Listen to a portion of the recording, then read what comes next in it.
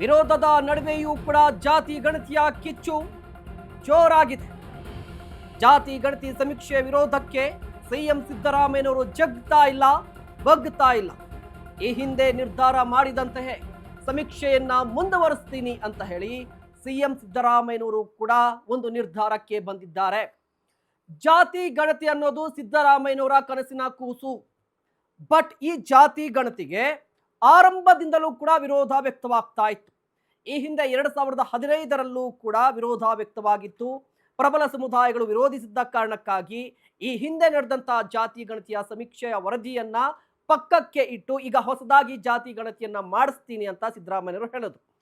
But ಜಾತಿ column ಅಲ್ಲಿ ಒಂದಿಷ್ಟು ವಿರೋಧಕ್ಕೆ ಕಾರಣವಾಗಿದೆ, ಒಂದಿಷ್ಟು ವಿವಾದಕ್ಕೆ ಕಾರಣವಾಗಿದೆ. ಒಂದು ಕಡೆ ವಿರೋಧ, ಮತ್ತೊಂದು ಕಡೆ ಜಾತಿ ಗಣತಿ. ಯಾವುದೇ ಕಾರಣಕ್ಕೂ ಜಗ್ಗಲ್ಲ ಬಗ್ಗಲ್ಲ ಅಂತಿದ್ದಾರೆ ಸಿದ್ದರಾಮಯ್ಯನವರು. ಸೆಪ್ಟೆಂಬರ್ 22ರಿಂದ ರಾಜ್ಯದಲ್ಲಿ ಜಾತಿ ಗಣತಿ ಸಮೀಕ್ಷೆ ಆಗೇ ಆಗುತ್ತೆ. ಪ್ರಬಲ ಸಮುದಾಯದ ಸಚಿವರ ಒತ್ತಾಯಕ್ಕೆ ಮಣಿಯದ ಸಿಎಂ ಸಿದ್ದರಾಮಯ್ಯ. ಸರ್ವೆ ಮಾಡೇ ಮಾಡಿಸ್ತೀನಿ ಸಿದ್ದರಾಮಯ್ಯನವರ ಹೇಳಿಕೆ. ಸಚಿವರಿಗೆ ಆಯೋಗದ ಜೊತೆ ಚರ್ಚಿಸಿ ಅಂತ ಸಿದ್ದರಾಮಯ್ಯನವರು ಸೂಚನೆಯನ್ನ ಕೊಟ್ಟಿದ್ದಾರೆ. ನೋಡಿ, ಸಿದ್ದರಾಮಯ್ಯನವರು ಕ್ಲಿಯರ್ ಆಗಿದ್ದಾರೆ. ಎಷ್ಟೇ ವಿರೋಧ ವ್ಯಕ್ತವಾದರೂ ಪರವಾಗಿಲ್ಲ, ನನ್ನ ಅವಧಿಯಲ್ಲಿ ಈ ಸಮೀಕ್ಷೆ ಆಗಲೇಬೇಕು ಅಂತ. ಒಂದು ಕಡೆ ವಿರೋಧ ಪಕ್ಷಗಳ ವಿರೋಧ ಬೇರೆ, ಪ್ರಬಲ ಸಮುದಾಯಗಳ ವಿರೋಧ ಬೇರೆ. ಬಟ್ ಸ್ವತಃ ಪಕ್ಷದಲ್ಲಿ ವಿರೋಧ ಇದ್ರೂ ಕೂಡ ಸಿದ್ದರಾಮಯ್ಯನವರು ಹಠಕ್ಕೆ ಬಿದ್ದಂತೆ ಕಾಣಿಸ್ತಾ ಇದೆ.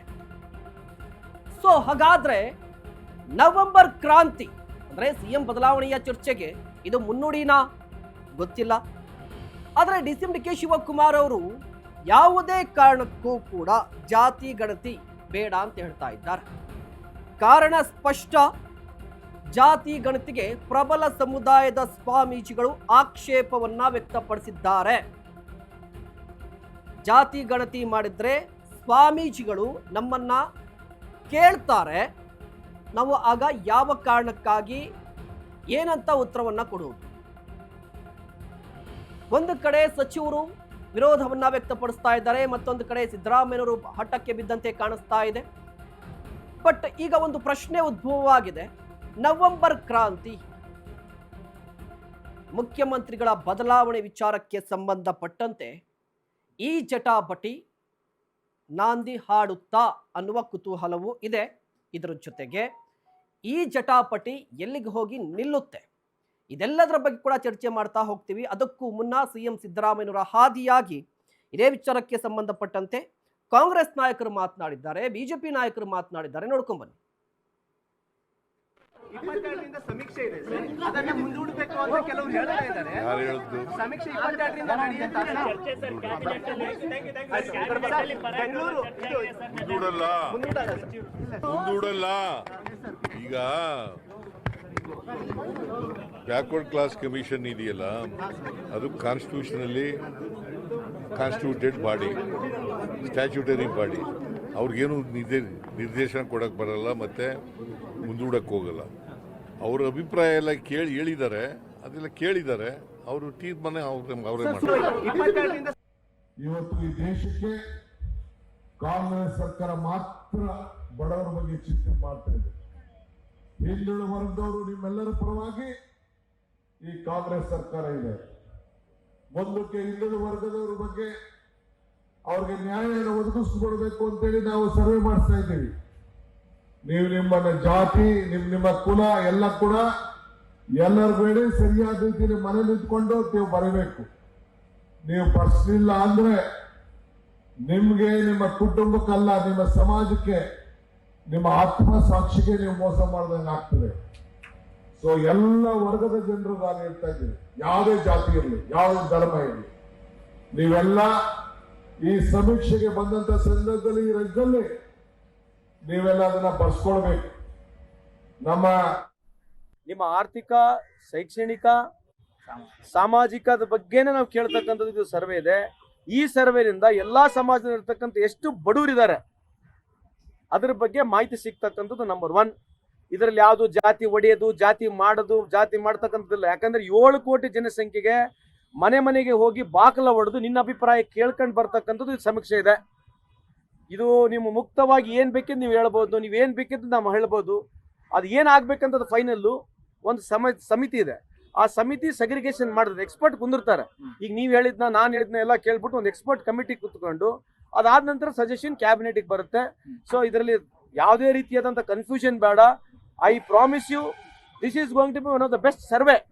ಯಾವುದು ಎಕನಾಮಿಕಲ್, ಎಜುಕೇಶನ್ ಬ್ಯಾಕ್ಗ್ರೌಂಡ್ ಇರ್ತಕ್ಕಂಥದ್ದು, ಫೈನಾನ್ಷಿಯಲ್ ಸ್ಟೇಟಸ್ ಆಗ್ತಕ್ಕಂಥ ಸರ್ವೆ ಇದೆ. ಈ ಸರ್ವೆ ಬಗ್ಗೆ ನಾನು 100% ನಿಮಗೆ ಅಶ್ಯೂರೆನ್ಸ್ ಕೊಡ್ತೀನಿ. ಇದು ಮನೆಗೆ ಹೋಗಿ ಸರ್ವೆ ಆದ ನಂತರ ಅಲ್ಲಿವರೆಗೆ ಇದ್ರ ಬಗ್ಗೆ ಏನು ಮಾತಾಡೋದೆಲ್ಲ ವೇಸ್ಟ್ ಇದೆ. We are focusing more on who is backward in all community, who is backward. ಅದನ್ನ ಪತ್ತೆ ಹಚ್ಚತಕ್ಕಂಥದ್ದು. ಇದನ್ನ we should not jump to the gun and say ಇದು ಯಾವುದು ಜಾತಿ ಗಣಿತ ಮಾಡ್ತಕ್ಕಂಥ ಸರ್ವೆ ಅಲ್ಲ. ಇದಕ್ಕಿಂತ ಜಾಸ್ತಿ ಕೇಂದ್ರದ ಏನ್ ಹೇಳಿದಾರಲ್ಲ ಅದು ಜಾತಿ ಗಣಿತ ಇದೆ. ಕೇಂದ್ರ ಸರ್ಕಾರ ಬಂದ್ಬಿಟ್ಟು ಜಾತಿ ಗಣಿತ ಮಾಡಿದ್ದಾಳೆ, ಅದು ಜಾತಿ ಗಣಿತ. ಇದು ಇದೆ ನಮ್ದು. ಅದು ಅದಕ್ಕಿಂತ ಹೆಚ್ಚಾಗಿ ಉದ್ದೇಶ ಇರ್ತಕ್ಕಂಥದ್ದು to find out who is backward in all communities.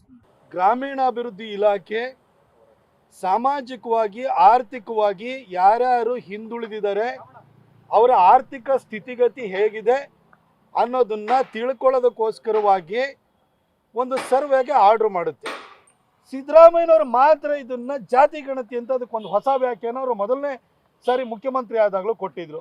ಈಗ ಹಿಂದೂ ಜಾತಿ ಜನಾಂಗಗಳಲ್ಲಿ ಎಷ್ಟೆಷ್ಟು ಸಬ್ಕಾಸ್ಟ್ಗಳಿದ್ದಾವೆ ಅವ್ರನ್ನೆಲ್ಲರನ್ನೂ ಕೂಡ ಒಂದೊಂದು ಜಾತಿಯಲ್ಲೂ ಕೂಡ 100 ಉಪಜಾತಿಗಳ ಪಟ್ಟಿಯನ್ನು ಹಾಕಿಬಿಟ್ಟು ಇವ್ರನ್ನೆಲ್ಲರನ್ನೂ ಕೂಡ ಬಿಡಿಯಾಗಿ ಒಡೆದು ಇವರು ಇಡಿಯಾಗಿ ಮುಸಲ್ಮಾನರನ್ನ, ಕ್ರೈಸ್ತರನ್ನ, ತಮಗೆ ಬೇಕಾದವ್ರನ್ನ ತೋರಿಸಿ ರಾಜಕೀಯವಾಗಿ ಸಂಖ್ಯಾಬಲದಲ್ಲಿ ಮುಸಲ್ಮಾನರು ಬೇರೆಯವರೇ ಪ್ರಬಲರಾಗಿದ್ದಾರೆ ಅಂತ ಬಿಂಬಿಸೋದಕ್ಕೋಸ್ಕರ ಮಾಡಿರುವಂಥ ಒಂದು ತಂತ್ರ ಆಗಿದೆ. ಇದಕ್ಕೆ ನಿನ್ನೆ ಕ್ಯಾಬಿನೆಟ್ ಮೀಟಿಂಗಲ್ಲೂ ಕೂಡ ಅವರ ಕೊಲೀಗ್ಸೇ ಇದಕ್ಕೆ ವಿರೋಧಿಸಿದರೆ ನಾನು ಕರ್ನಾಟಕದಲ್ಲಿರುವಂಥ ಎಲ್ಲ ಯತಿವರಿಯರಿಗೆ ಎಲ್ಲರೂ ಕೂಡ ನಿಮ್ಮ ಹೆಸರಿನ ಮುಂದೆ ಜಗದ್ಗುರುಗಳಾಗಿದ್ದೀರಿ, ನೀವು ಶ್ರೀ ಶ್ರೀ ಶ್ರೀ ಅಂತೇಳಿ ಹೇಳ್ಬಿಟ್ಟು ಇಟ್ಕೊಂಡಿದ್ದೀರಿ.